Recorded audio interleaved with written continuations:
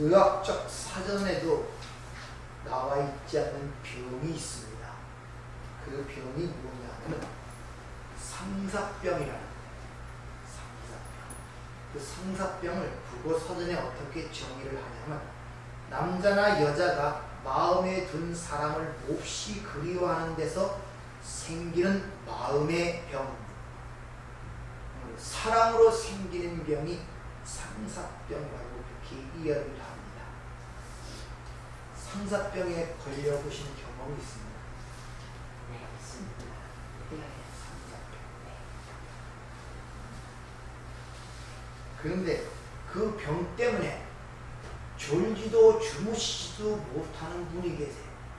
그 상사병에 걸려서 얼마나 사랑하는지. 하나님의 사랑. 아, 네. 그분은 얼마나 그 상사병이 심하게 걸렸는지 졸지도 주무시도 먹지도 마시도 못하고 그렇게 사랑하는 대상이 있다는 것이죠. 근데 그 사랑하는 대상은 자기 사랑하는 사람의 그 마음을 몰라줘. 그러니까 병이 생기는 거예요. 그 하나님의 사랑에 대해서 사도 요한은 요한에서 4장 9절에 이렇게 이야기를 합니다. 하나님의 사랑이 우리에게 이렇게 나타난 바 되었으니 하나님이 자기의 독생자를 세상에 보내심은 그로 말미암아 우리를 살리려 하십니다.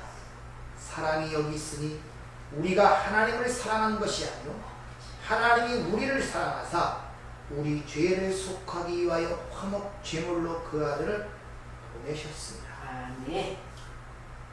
그 신랑이 신부를 위하여 자기 목숨까지 내어주셔서 우리를 사랑하셨다고 얘기를 합니다. 그런데 그 신랑이 사랑한 그 신부는 다 죽은 시체라는 거예요. 시체를 사랑합니다.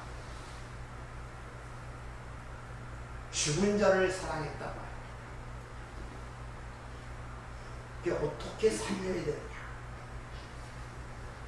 그 생사 여탈의 권한을 주신 하나님께서 한 법칙을 정하시는데 생명은 피에 있다고 레위기 17장 11절은 그렇게 얘기합니다. 따라서 죽은 시체를 살리는 방법은 신랑이 피를 쏟아 그 사망 안으로 들어가 그 신부와 연합하는 방법밖에 없었다는 것입니다. 그것을 창세전 언약이라 주님이 십자가에서 텐텔로스타이 다 이루었다 이렇게 외치시는 이유가 바로 거기 있었단 말입니다.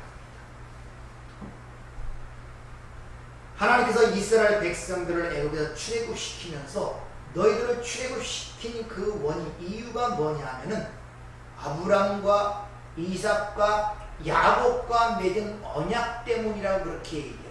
다시 말하면 그 신부를 살리는 이유가 그 신부의 됨됨이나 그 사람의 자격이 있어 그런 것이 아니라 하나님의 언약 때문이라고 그렇게 이야기를 하고 있습니다.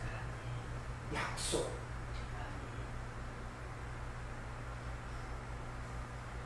그렇게 하나님께서 산자가 죽은 자의 세상 안으로 들어온 그 사건을 신학적 용어로 낮아지신 비하라고 그렇게 이야기를 합니다.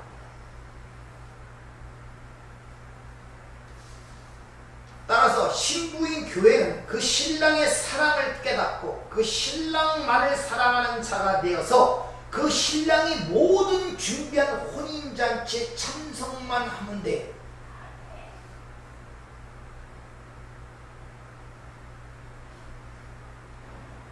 신부가 자신을 위해서 해야 될 것이 없단 말입니다.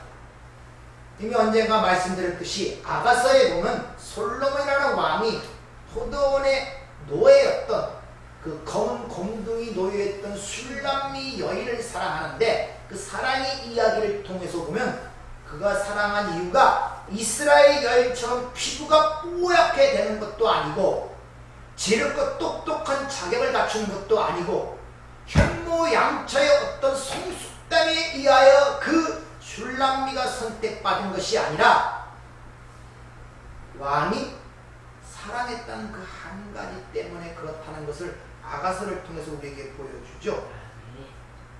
그 신랑의 사랑을 안다면 그냥 그 앞에 나는 내 모습 이대로 나는 죄인일 수밖에 없습니다. 천부여 손들고 주 앞에 나가니 나를 불쌍히 여기소서라는 고백밖에 나올 것이 없는 것입니다. 근데 신부들이 얼마나 똑똑한지, 그리고 또 뭘 갖춰서 나가야 된다는 생각 때문에 그런 삼사병이 걸린 하나님의 사랑을 받아들이질 못합니다.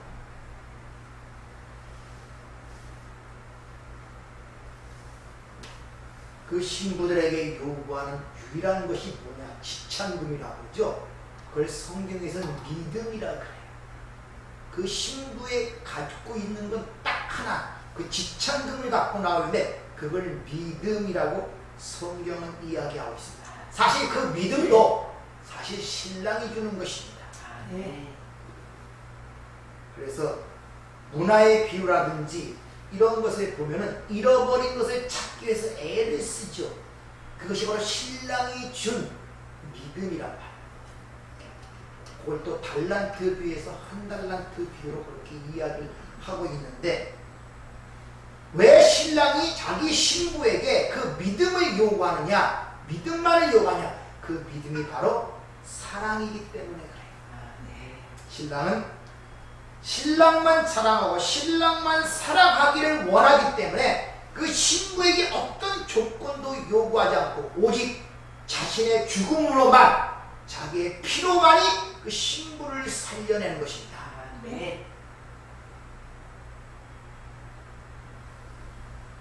그래서 갈라디아 2장 16절 17절을 보면은 이렇게 이야기를 합니다. 들어보세요. 사람이 의롭게 되는 것은 율법의 행위로 말미암음이 아니요 오직 예수 그리스도를 믿음으로 말미암는 줄 알므로 우리도 그리스도 예수를 믿나니 이는 우리가 율법의 행위로서가 아니고 그리스도를 믿음으로써 의롭다함을 얻으려 함이라. 율법의 행위로서는 의롭다함을 얻을 육체가 없느니라. 만일 우리가 그리스도 안에서 의롭게 되려 하다가 죄인으로 드러나면 그리스도께서 죄를 짓게 하는 자냐? 결코 그럴 수 없느니라.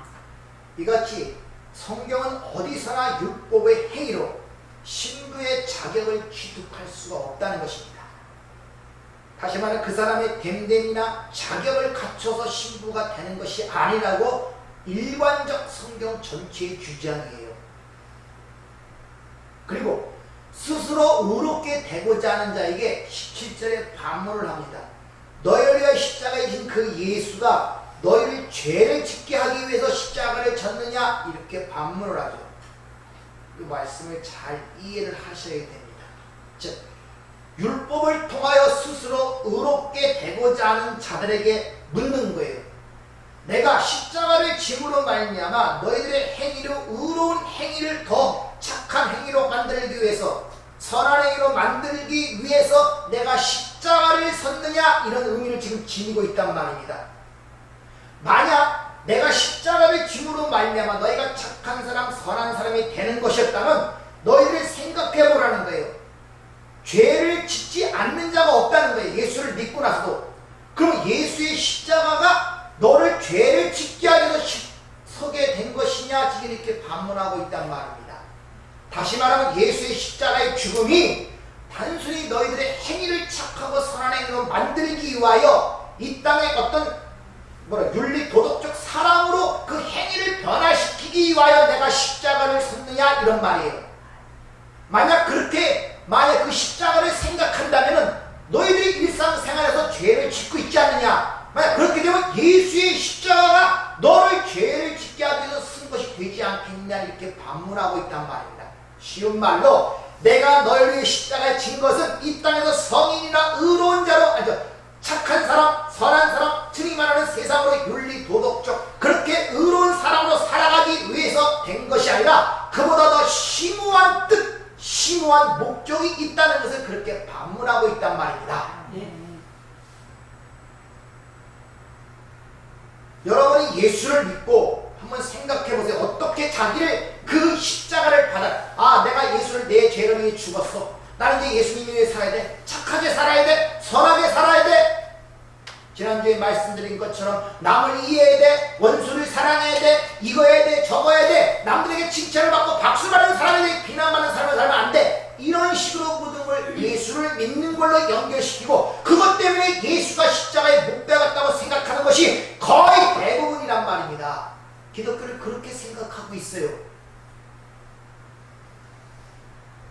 그런데 만약 그렇게 생각한다면 너희가 일상생활에서 지금 죄를 안 짓고 있느냐 이렇게 묻는 거예요. 죄를 안 짓고 있느냐? 만약 죄를 짓고 있다면 그 십자가가 너 죄 짓기 위해서 쓴 것이냐? 이렇게 묻는 것이란 말입니다. 십자가는 단순히 그런 것을 위해서 쓴 것이 아니라고 지금 강조하고 있단 말입니다. 근데 아직도 그걸 깨닫지 못하는 것처럼 노마교회의 그런 얘기를 하는 거예요. 오해를 하고 있단 말입니다. 오해들을.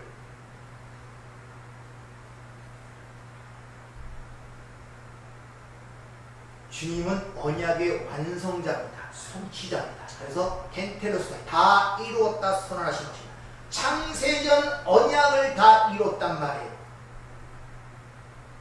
그 창세전 언약이 뭡니까? 예수의 피로 말미암아 새 사람, 새 창조를 하는 것입니다. 다시 말하면 예수의 십자가라는 것은 너를 변화시켜 새로 만들어낸 것이야. 새로운 사람으로 만들어낸 창조의 능력임을 너희가 깨닫지 못하느냐 이 말이에요. 왜 새 사람, 옛 사람의 구분이 없냐 말이에요. 여러분이 옛 사람이 예수와 함께 십자가에 못 박아 장사되고 무덤에 묻혔단 말입니다. 근데 그것을 왜 인정하지 않고 그 옛 사람을 자꾸 살려내요? 세상이 원하는 그런 사람으로 만들어내려고 나를 이용하냐 이런 말이에요. 그건 이미 죽었단 말입니다. 왜 내가 그리스도의 영으로 새로운 영으로 너와 함께 연합된 그 새 사람의 관심을 갖지 못하냐 말이에요. 그를 통하여 나의 관계를 갖지 못하느냐 말입니다. 여전히 예수를 믿는다는 것이 세상이 원하는 것처럼 윤리대로 착한 삶을 살기 위해서 이 땅의 삶을 어떻게 변화시켜 사람들로 박수와 칭찬을 받고 그걸 통해 하나님의 칭찬과 기뻐하심을 받고 상을 받는 그런 식으로 나가야 된다 이런 말이에요. 사랑을 몰라줘. 성경은 새 사람으로 창조해낸다는 것이 그겁니다. 그래서 초두에 신부의 자격이나 됨됨에 의하여 신부로 선택된 것이 아니라 그러잖아요. 그런데 다시 그 신부를 자격이 될 수 있도록 어떤 됨됨이가 될 수 있도록 만들어내겠냔 말입니다. 그렇게 내가 가르치려고 왔겠냔 말이에요. 그것을 위해 십자가가 섰겠냔 말이에요. 너희 됨됨이 때문에 신부가 되는 것이 아닌데.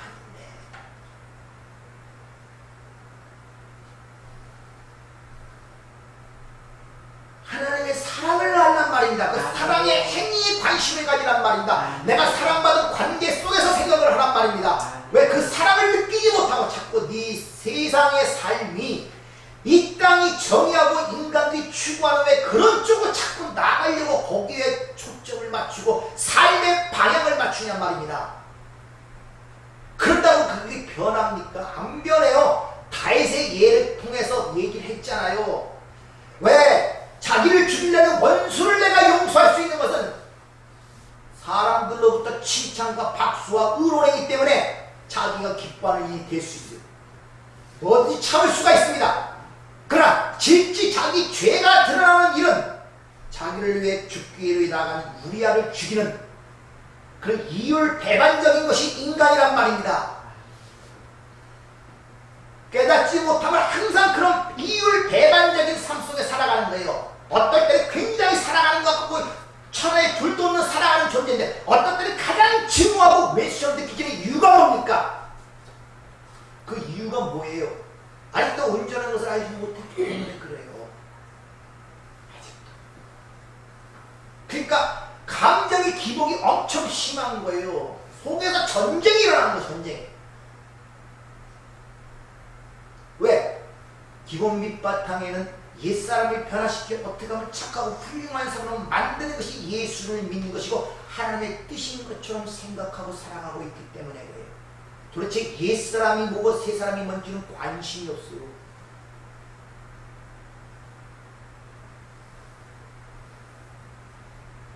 오늘 본문 21절, 22절 한번 보세요. 이제는 율법에 하나님의 한 의가 나타났으니 율법, 선지자들에게 증거를 받은 것이라. 곧 예수 그리스도를 믿음으로 말미암아 모든 믿는 자에게 미치는 하나님의 의는 차별이 없느니라. 이제는 20절까지, 자, 로마서 1장 18절부터 3장 20절까지 너도 죄인 나도 죄인 다 죽이다고 의인은 없나니 하나도 없고 쭉 얘기해요. 그들의 목구멍은 열린 무덤이요 입에는 저주와 악독이 가득하고 그 발은 피를 내 빠른 죽은 자들 절망적으로 설명합니다. 살아날 자가 누가 있습니까? 의인이 하나도 없다는 거예요. 삶 자체가 죄덩이란 말입니다. 목구멍도 무덤이고 삶 자체가 피 흘린 데 빠른 죽음으로 가는 길이란 말입니다. 절망적이에요. 그러니까 20절까지 이 내용을 통하여 인간의 실체와 본질이 진정 발가벗기고 깨달은 자는 아이고 나는 죽은 자구나 이런 자들에게 오늘 이제는 리미데, 여기 이제는 한다는 얘기 원문으로 보면 리미데, 그러나 이제는 이 단어가 뭔가가 확 다가오는 거예요. 그러나 이제는, 그러니까 죽을 수밖에 없는 그들에게 당신의 택한 백성들에게 한 대안을 마련해놨다는 것입니다. 살 방법을. 그것이 21절, 22절의 내용이란 말입니다. 그리고 그것은 이미 율법과 선지자들, 즉 구약에 이미 증거된 것이었다 이런 말이에요.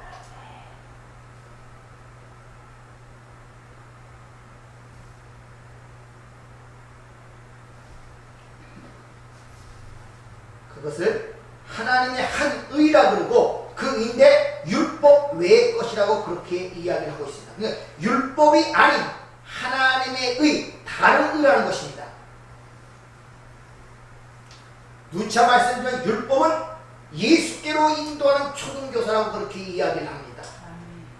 그러니까 율법은 인간에게 왜 예수 그리스도의 십자가가 필요한가를 필연성을 가르쳐주는 것이 율법의 목적이었단 말입니다. 율법을 주신 이유는 여러분이 알고 있는 구약의 율법, 알고 있는 상식적인 모든 것들, 그건 다 왜 예수의 십자가가 필요한가는 필연성을 가르쳐주기 위한 초등교사였단 말입니다. 근데 인간들은 그 말을 듣고 자신을 변화시켜, 다시 말하면 잘 지켜서 자신의 명성과 자격과 평판과 가치를 챙겨보겠다고 그 죽은 얼굴에 화장하는 도구로 사용한 것이 바리새인들이란 말입니다. 겉으로 보기 깨끗하죠. 그래서 우리 성도들도 한 달에 한 번씩 맨얼굴 데이를 한번 해야 돼요. 화장도 하나도 안 하고 진짜 모습 보기가 힘든 거. 왜 부부간의 관계가 안 좋은지 아십니까? 화장된 모습이 아닌 진짜 모습들이 보였어요. 눈곱 낀 모습, 머리 흥크러진 모습, 온몸이 흐트러진 모습.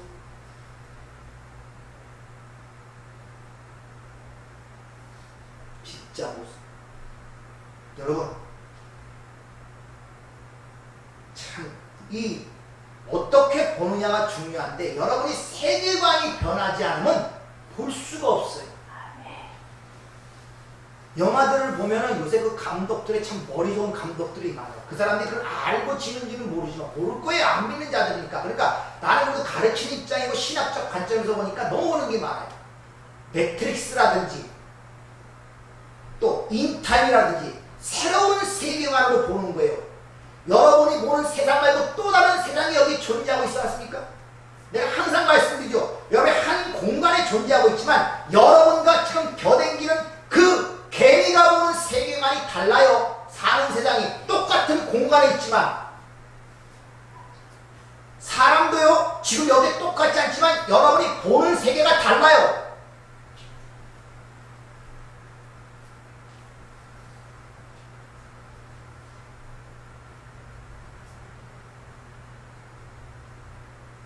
보면은 자기가 사는 세계는 편해요.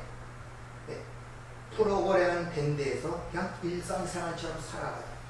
근데 그걸 깨닫고 나니까 거기는 완전히 프로그램만 진짜 세상이 아니라 근데 나온 세상은 너무나 힘들어. 먹을 것도 없고 전쟁의 폐허와 막 그런 걸로 해갖고 근데 이게 현실이야. 근데 그 고통 속에 사는 자들이 진짜 산자예요. 깨닫고 나왔기 때문에.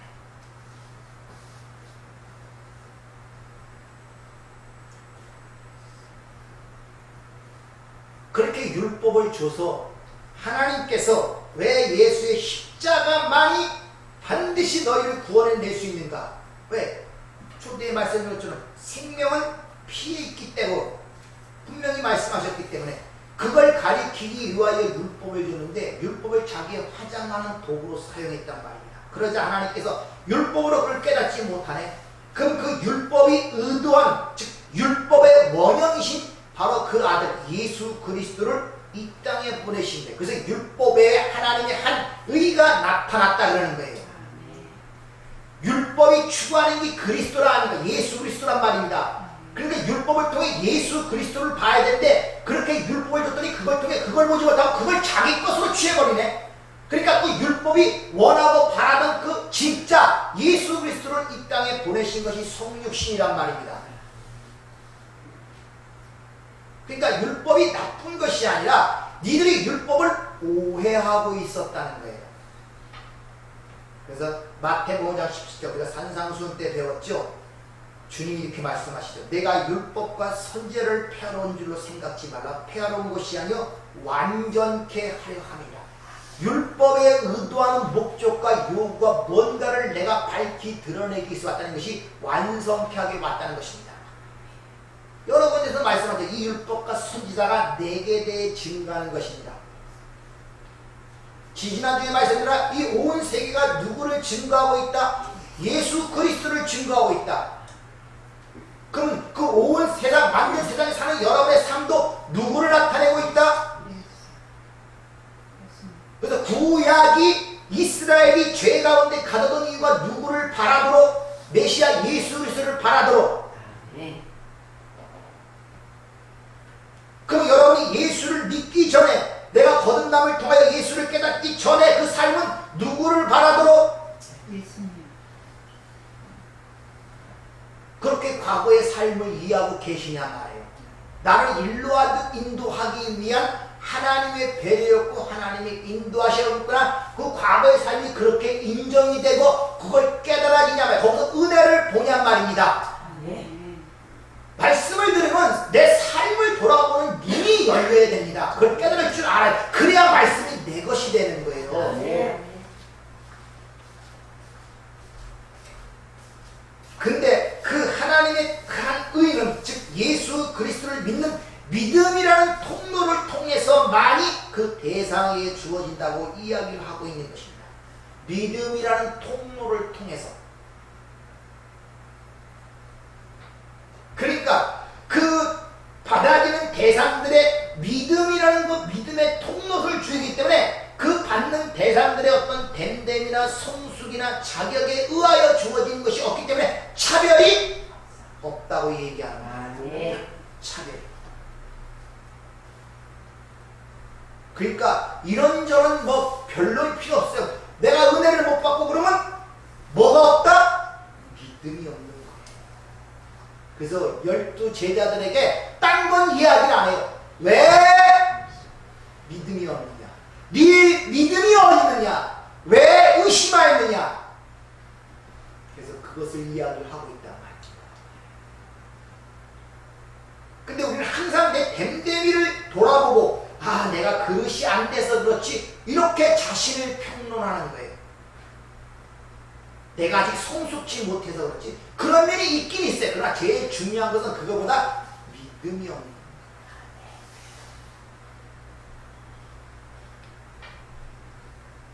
바로 그래서 선물이라 그러는 것입니다. 받을 자의 자격이나 됨됨에 의하여 그 됨됨이 차등있게 주어지는 것을 상급이라 그러죠. 그러니까 그런 거 없이 거저주는 것을 선물, 그걸 은혜라 그러잖아요. 그래서 너희가 은혜로 인하여 구원을 받았다고 사도 바울이 에베소 교회에 그렇게 얘기하고 있단 말입니다. 그리고 오늘 이 시대에 모든 사람이 죄를 지었다 이렇게 얘기를 하죠. 그리고 하나님의 영광에 이르지 못하였다 이렇게 얘기를 하죠. 모든 사람이 죄를 지었다. 근데 여러분 모든 사람이 죄를 지었습니까? 여러분이 생각하는 판단은 부처같이 살 사람도 있잖아요. 착한 사람들, 선한 사람들. 모든 사람이 죄를 졌다? 하나님의 영광을 찬송하도록 만들어진 존재가 그 하나님의 영광을 위해 살지 못하고 자기의 영광을 위해 사는 자체가 죄란 말입니다. 그래서 의인은 없나니 하나도 없다 하는 거예요. 왜? 원래 목적지대로 가야 되는데 그 목적지를 벗어난 거예요. 그것을 모든 사람이 죄를 지었다. 이렇게 이걸 하마르티아라 그러죠. 그러니까 그런 자들은 필연적으로 하나님의 생명에 떠나 있는 자, 성령이 없는 자, 이걸 육에 속한 자, 죄와 허물로 죽은 자, 이렇게 이야기를 하고 있는 것입니다. 육에 속한 자, 다양하게 얘기를 하고 있죠. 그렇게 모두 죽어있는 그들 중에 어느 한 무리에게 하나님의 은혜가 임하는 거예요. 즉 구속의 은혜가 임한단 말입니다. 구속이란 이 단어는 속전이라는 뜻을 갖고 있는데 어떤 노예나 포로로 잡혀 있는 자들을 그 어떤 사람이 몸값을 지불하고 거기서 묶임에서 풀어주는 것을 구속이라 그래요. 불교의 4월 초파에 되면은 방생이라 그러죠. 시장에 가서 거북이나 물고기 사다가 풀어주죠. 왜? 자기가 값을 지불하여 자유를 줌으로 말미암아 내세에 자기의 공덕을 쌓는 거예요. 그걸 방생이라고 합니다. 4월 초팔날 불교 신자들이 많은 그 일을 하는 것들을 뉴스에서 우리가 많이 보지 않습니까? 그렇게 하나님의 아들이라는 몸값에 의하여 죄의 종로로 타는 데서 사망의 종로로 타면서 우리가 풀려났단 말입니다. 근데 그렇게 풀려난 자들이 그 구속의 은혜를 올바르게 이해하기 위해서 또 그 현실을 내가 인정하기 위해서는 상당한 기간이 필요해요. 그래서 첫 은혜를 받은 자들에게 직분을 주지 말라는 이유가 거기 있는 것입니다. 상당한 기간이 필요하다. 누가, 왜, 무엇 때문에 나 같은 자에게 그런 은혜를 주셨는가를 깨닫는 데는 시간이 필요하단 말입니다. 그것을 알아가는 과정을 신앙생활이라고 이야기를 하는 것입니다. 그래서 거기에 공부하고 고민하고 설교와 성경 공부를 통하여 열심히 연구하고 찾아지는 답은 하나밖에 없습니다. 하나님의 은혜로 값없이 답은 그렇게 결론이 돼요. 왜? 공부하고 연구하는 영에서 사랑은 크게 보인다. 이 반면 속에는 내가 아까 했죠. 신랑이 선택한 신부가 살아있는 자가 아니라 죽은 시체란 말입니다. 자기 실상을 깨닫기 때문에 거기에 답변할 수 있는 유일한 답은 오직 하나님의 값없이 주시는 은혜라는 결론이 날 수밖에 없단 말입니다. 은혜라는 결론이. 그래서 성경은 구원은 처음부터 끝까지 하나님의 은혜로 성취가 되기 때문에 은혜의 왕노릇이라 부르고 그것을 드러내기 위하여 그분이 주되심과 알파와 오메가를 드러내기 위하여 이 천지 창조가 된 것이며 우리의 인생이라는 것이 주어진 것이란 말입니다. 여러분 삶 속에서 그래서 여러분 뜻대로 안 돼요. 마음대로 안 된다니까요. 자꾸 깨어져요. 생각하고 고민하고 더 깨진다니까요.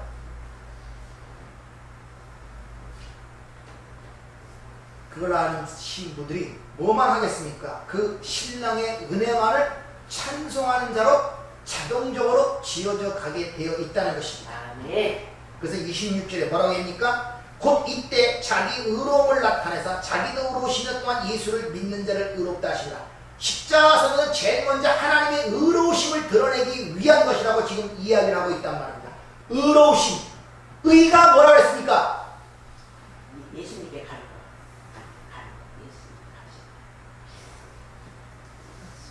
우리나라 한 청년처럼 일본에서 철로에 깔린 사람을 구하게 자기 몸을 던지는 게 의입니까? 그게 성경이 말하는 게 강제구 소령처럼 부하들을 위해 자기 몸을 던져 폭탄을 맞아 죽은 그것이 의로운 행위입니까? 성경이 그런 의입니까? 왜 전부 다 그렇게 생각하고 있어요? 착하고 선하고 윤리도로 사는 그런 것. 의는 어떤 인간의 행위 이전에 관계성을 얘기하는 거예요. 자, 의라는 것은 남편과 아내가 있지 않습니까? 남편과 아내라는 관계가 있단 말입니다. 그럼 관계 속에서 내가 아내라면 남편에 대한 내가 해야 할 의무와 책임이 있어요. 그걸 의라 그래요.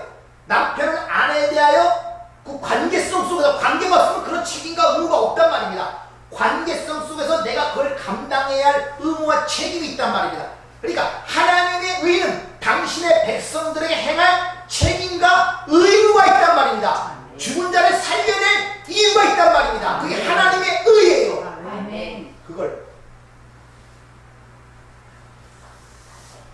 그래서 우리는 그 하나님의 의, 하나님과 관계다. 하나님과 아버지와 아들의 관계라는 관계성 속에서 우리는 그 아버지에 대한 의무와 책임을 못하잖아요. 그걸 불의라고 그러는 거예요. 아버지도 인식지 못하고 하나님이 나의 생명이 좀 인식지 못하니까 그게 죽은 자란 말입니다. 우리는 그것을 하지를 못해요. 그 관계성 속에서 죽은 자이기 때문에. 근데 하나님은 자신의 아들을 먼저 보내심으로 자신의 의무와 책임을 다해 그를 살려내신단 말입니다. 그럼 우리가 하나님에 대하여 할 의는 뭐냐? 없잖아요. 그걸 누가 했느냐? 예수가 한 거예요. 아멘. 예수. 그래서 예수를 믿음으로 말미암아 의롭다함을 받는다, 그렇게 얘기를 하는 것입니다. 아멘. 그렇게 하나님의 율법에 따르는 예수를 믿는 이는 믿음이라는 통로에 의해서만 주어지는 것입니다. 믿음은 굉장히 중요한, 믿음 없는 기도는 응답받습니까? 믿음으로 구원을 받죠. 그 믿음의 오늘 잘 이해하세요. 이 믿음이 뭔가를 분명하게 이해를 해야 여러분이 혼돈이 생기질 않아요. 그래서 오늘 본문 말씀에 믿음이 굉장히 많이 강조되고 반복되는 이유가 거기 있단 말입니다. 자, 믿음에는 사실 믿음은 우리 안에서 내놓거나 내가 소유할 수 있는 것이 아님을 아셔야 돼요. 왜? 히브리서 12장 2절에 보면 믿음의 주요 온전케 하는 예수를 바라보자. 믿음의 주인과 그분을 온전케 하시는 분은 예수밖에 없어요. 믿음은 스스로 내가 발생해낼 수 있는 것이 아님을 아셔야 돼요. 그러니까 첫 번째 믿음이라는 것은 바로 하나님 아버지의 믿음을 이야기하고 있다는 걸 아셔야 됩니다. 이렇게 하나님의 믿음이 당신의 백성들에게 주어져서 그 믿음이 곧 능력으로 발휘하여 그 백성을 어떻게 합니까? 창세는 언약을 이뤄내도록 만들어내는 것을 하나님의 믿음이라고 한단 말입니다. 근데 그 믿음의 예시로, 다시 말하면 아브라함을 믿음의 조상이라고 그러죠. 그 하나님의 믿음이 죽은 자에게 어떻게 역사하여 어떻게 이끌어내 하나님의 자녀로 만들어내는 그 가장 확실한 예 잘 보여주는 것이 아브라함이기 때문에 아브라함을 믿음의 조상이라고 얘기하는 거예요. 아브라함의 행위를 본받고 아브라함의 믿음을 본받자는 그런 내용이 아니라 하나님의 믿음이 어떻게 죽은 자에게 역사하여 하나님의 자녀로 만들어내고 그에게 믿음을 이끌어내는가를 가장 잘 보여준 것이 아브라함의 일생이란 말입니다. 그래서 아브라함을 믿음의 조상이라고 하는 거예요. 아브라함은 히브리서 11장에서 보면 믿음으로 아브라함은 자신의 살던 갈대아와 우르를 나왔다고 떠났다고 얘기합니다. 마치 아브라함이 자신의 믿음으로 하나님을 따라 나간 것처럼 기록되지만 아니에요. 아브라함은 거기서 갈대에서 우상 숭배를 하며 우상을 만들어 부유하게 살던 자예요. 자신의 하나님을 찾은 것이 아니란 말입니다. 그에게 하나님이 찾아가신 거예요. 그리고 그를 갈대아우에서 밀어내십니다. 하나님의 믿음으로, 하나님의 능력으로. 어떻게? 그 동생이 거기서 죽어요. 아시겠습니까? 그리고 하란에 걸쳐 가나안에 들어가야 되는데 하란에서 또 머무는 거예요. 하란은 자기의 살던 고향과 가장 똑같은 곳이 하란이었단 말입니다. 거기서 머물고 안 와요. 또 약속의 땅으로 가야 되는데 거기서 누가 죽습니까? 아브라함의 아버지가 죽어요. 그리고 그 하나님이 그를 떠나서 밀어내서 약속의 땅으로 보내는 그 하나님의 믿음의 능력이란 말입니다. 이렇게 믿음이라는 것은 반드시 관계성을 갖게 돼요. 이 하나님의 어떤 대상에게 믿음이 주어지게 되면 그 하나님의 믿음이 그 사람에게 나타나는 흔적이 생겨요. 흔적. 왜? 믿는다는 것은 목적으를 반드시 취하게 되는데 믿음이라는 목적을 취하게 돼요. 그 목적이 누구냐? 신이나 사람을 얘기해요. 그러니까 내가 그를 믿는다 하면 믿는다는 사람과 믿음의 대상과 관계성이 생긴단 말입니다. 아무도 보지 못한 사람에게 믿는다고 안 그러잖아요. 그런데 그렇게 고백하면 두 사람 사이에 믿음을 고백한 자와 믿음을 받은 자의 사이에 관계성이 생겨요. 그럼 그 관계 속에 흔적이 있단 말입니다. 자, 어떻게 설명하냐면, 자, 돈이 생겼어요. 돈이 생겼는데 남편이 돈을 갖고 이거 투자를 해. 우리 앞나라에서 투자를 해. 그랬더니 아내가 난 당신을 믿어.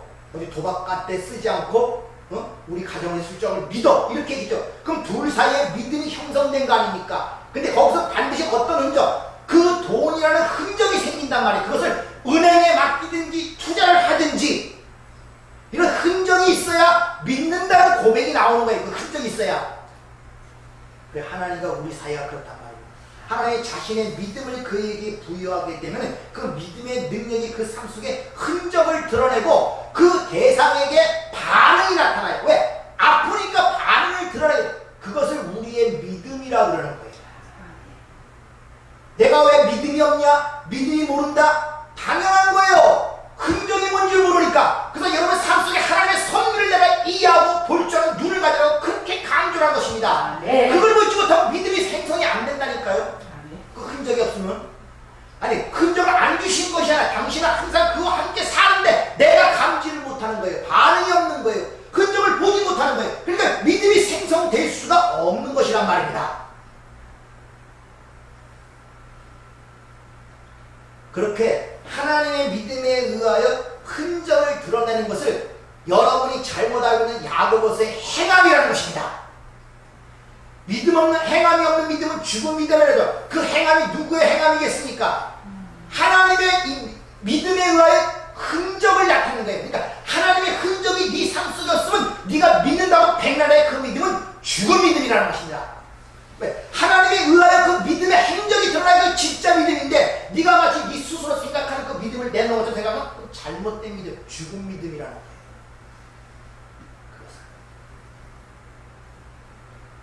성경이 말하는 믿음을 모르니까 아무것도 모르고 무조건 믿습니다. 내가 막 속에 걸 어떤 걸 드러내서 막 이래갖고 그건 도취되는 거예요. 거기에 역사하는 건 사단의 역사란 말입니다. 성령의 역사가 아니라.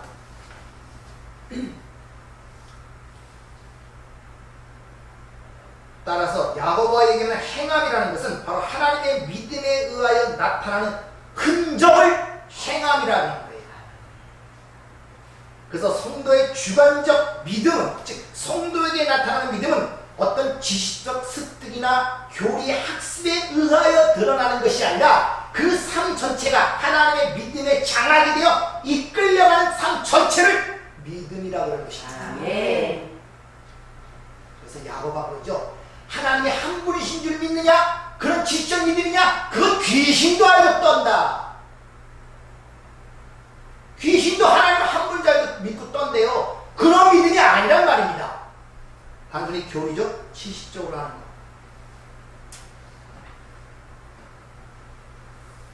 그러니까 반드시 믿음이라는 게 생겼을 때는 두 대상 사이에 관계가 반드시 설정이 돼요. 네. 믿습니까? 네. 그 흔적을 행함이라 그러고, 그래서 믿는다고 얘기하는 것은 어떤 사람의 신뢰에 뜻하는 것이라는 더 근본적인 얘기는 관계성이 형성되기 때문에 사랑한다는 말이란 말입니다. 그것이 사랑한다는 말이에요. 왜? 관계성이 형성됐다는 것은 소통이 된다는 것이거든요. 그러니까 하나님의 사랑이 우리를 어떻게 알게 되느냐? 성령이 오심으로 관계가 형성했단 말입니다. 그러면 하나님의 그 사랑을, 그것을 소통이 되는 상태를 사랑이라고 하는 것입니다. 따라서 하나님이 당신의 백성들을 믿는다는 그 말은 또 다른 말로 하나님이 당신의 백성을 사랑한다는 말이에요. 그것이.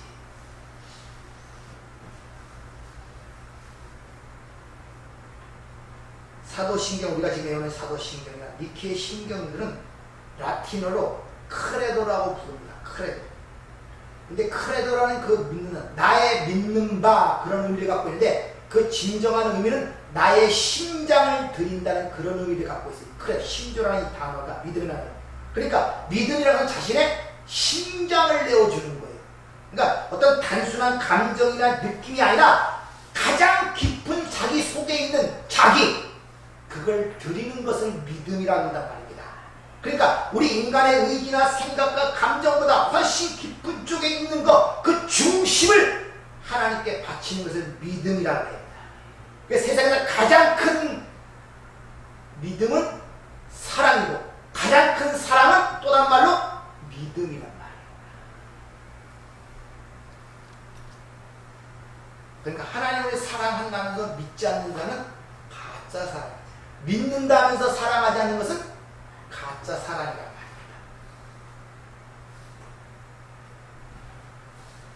예수님께서 율법은 그리스도께로 당신을 믿는 믿음으로 인도하는 게 율법의 목적이라고 그러죠.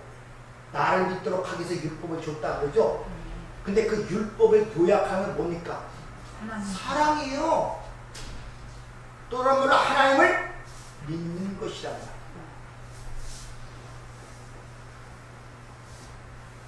그러니까 하나님을 믿으라는 것은 하나님을 사랑한다는 말과 같은 의미를 갖고 있다는 말입니다. 근데 하나님은 그게 됐어요.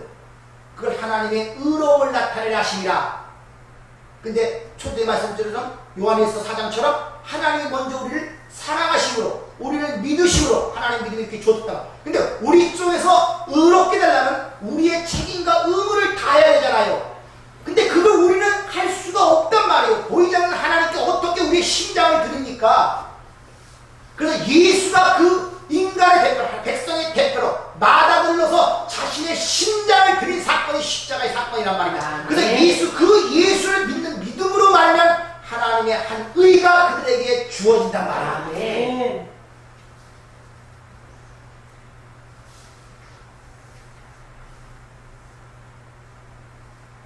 그래서 자신을 내어주셔 자신의 우리를 먼저 믿어주시고 우리를 위해 먼저 그 심장을 들이신 그 예수를 믿으라는 것입니다. 그걸 믿으란 말입니다. 그걸 알란 말입니다. 우리 참된 신랑이신 예수께서 사망에 갇힌 나를 위하여 자신의 심장을 내어주신 것을 너희가 명확히 깨닫고 이해하여 그분을 사랑하고 그분만 사랑하란 말이에요. 딴 거 없단 말입니다. 딴 거. 네? 뭐 이것저것 세상에서 뭐 이것저것 세우는 거 그런 거 생각하지 마세요. 그 사랑의 감복함은 너희도 그 심장을 들일 수, 그분만을 사랑할 수가 있는 거예요. 사도바울이 내 몸에 예수의 흔적을 갖다 그러죠. 바로 그게 그런 말이란 말입니다. 바로 아버지 그리스도의 사랑이 나를 강권하시도다. 이 그런 말이란 말이에요. 그 사랑을 알면 거기에 내가 설복이 돼요. 내 심장을 그 앞에 내놓게 된단 말이에요.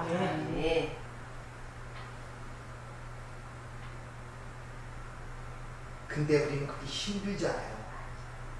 그래서 그분이 연합될 수 있는 방법, 그리스도의 영, 성령으로 우리 안에 들어와버린 거예요.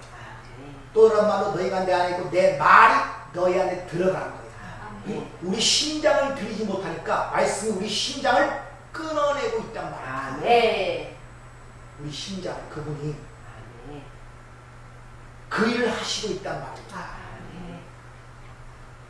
그 흔적이 내 속에서 드러나고 있단 말입니다. 그럼 그걸 알고 반응한 자를 그것을 믿음이라고 하는 거예요.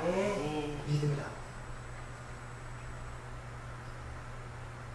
따라서 내 심장, 내 삶은 나를 위해 뛰면 안 된다는 것을 인정하는 것이고 그 심장이 나를 위해 뛸 때 그것이 곧 죄라는 사실을 깨닫게 됨으로 말미암아 나의 심장 뛰는 자체를, 요동치는 자체를 하나님께 맡겨버립니다.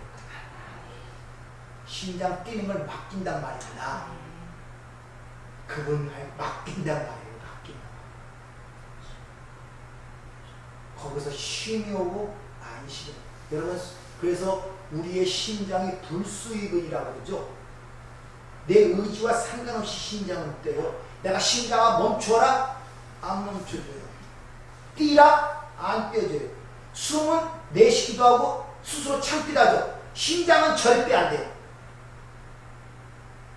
그는 네 것이 아니라는 거야.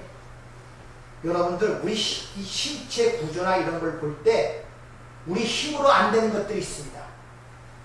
팔 같은 거 우리 의지대로 움직이잖아요. 이렇게 움직이지 못하는 부분들이 상당히 많다고요. 그런 것들은 다 하나님의 은혜로 된다는 걸 우리에게 가르치기 위해 하나의 구조로서 교보제에서 우리에게 준 것이란 말입니다. 우리 삶 속에 보면 그런 게 너무나 많아요. 여러분은 못 느낄지 모르지만 1초 동안에 눈이 몇 번 깜빡거리는지 인식이 됩니까? 근데 왜 그렇게 깜빡거려야 됩니까? 그거 아십니까? 그걸 아시려면 한 1분 정도만 안 깜빡거리고 거꾸로 참고 계속 보세요. 어떻게 되나? 어떻게, 그래서 깜빡거려야 되는구나 깨닫게 될 거예요. 1분 동안 이렇게 눈 뜨고 가만히 있으면 어떻게 될 것 같아요? 안 해보셨어요? 한번 해보세요. 눈에 수분기가 말라서 눈이 엄청 쓰리고 내중에 보지 못해. 고통이 이만저만 고통이 아니에요. 못 봅니다. 그래서 눈물도 막 일부러 그 인공 눈물을 갖다가 파보내요. 왜? 눈이 말라버리니까. 뭐가 말리지 않게 깜빡거린다? 문은 항상 성경에서 뭘 뜻한다? 근데 그 문은 뭐 할 때도 나오고 뭐 할 때도 나온다? 기쁠 때도 나오고 슬플 때도 나온다? 다 뭔가 진리가 일맥상통하는 것 같지 않습니까? 여러분 기쁠 때만 말씀 보잖아요. 좋은 거는 그만 보고 기쁠 때만 보면 눈물이 나와야 돼. 그러니까 슬플 때는 또 왜 나옵니까? 왜 혓바닥을 새치라 그런지 아십니까? 혓바닥이 새치만 되겠습니까? 저런 빼면 굉장히 길어요. 난 이 사람 혀도 소 혓바닥 보니까 이만큼 돼요. 왜 귀가 굵은지 아십니까? 다 그 안에 진리가 있어요, 여러분들. 그냥 우연 발생적으로 된 것이 없다니까요.